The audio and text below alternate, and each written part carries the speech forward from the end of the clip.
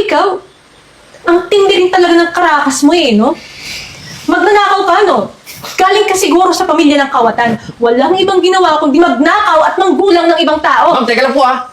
Parang sumusobra ka na po eh. Parang hindi na po manager yung trabaho mo dito eh. Bakit sumasabat ka?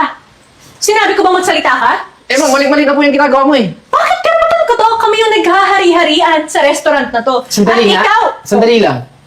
Ano ba sa tingin mo? Porkit malaki yung binigay ko na tip? Tingin mo hindi ko na kaya magbigay ng ganyan kalaking pera? bakit? Postura mo pa nga lang, panghampas lupa na? Sa tingin mo ba ninakaw ko talaga yan? Sa tingin mo hindi ako marunong maghanap ng pera? Sinong tanga maniniwala na sarili mo tong pera? Hinanap mo nga eh, di ba? Kaya nga ninakaw mo.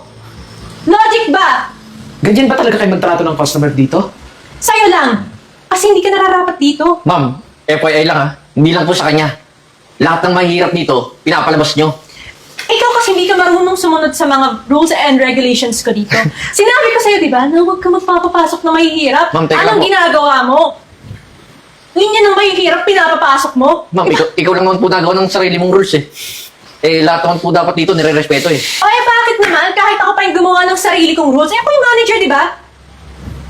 Mga server ko lang kayo dito, kaya wala kayong karapatan magsalita. Tapos Tama yan, sumabat. ma'am. Dapat lang pagsabihan mo yung baguhan eh. Wala namang alam sa trabaho yan eh. Ako ma'am, mas mabuti pang gawin mo. Paalisin mo na yan. Alam mo, Jeboy, sagad na talaga ako sa ugaling pinapakita mo eh. Dahil dyan, tanggal ka na sa trabaho. Ma'am, okay lang po. Tatanggapin ko na lang po. Sandali. Kayo magkatrabaho ko. Sandali lang. Ano Tanggal? naman to, mister? Di ka ba talaga... Alam mo, hindi ka mananahimik eh, no? Ano, superhero ka? Ano sabi mo? Tatanggalin? O bakit? Anong karapatan mong tanggalin yung empleyado ko dito? Anong karapatan ko? Manager lang naman ako dito, sir. Manager ka lang. Dahil ako yung may-ari ng restaurant na to. Nagpapatawa ka ba?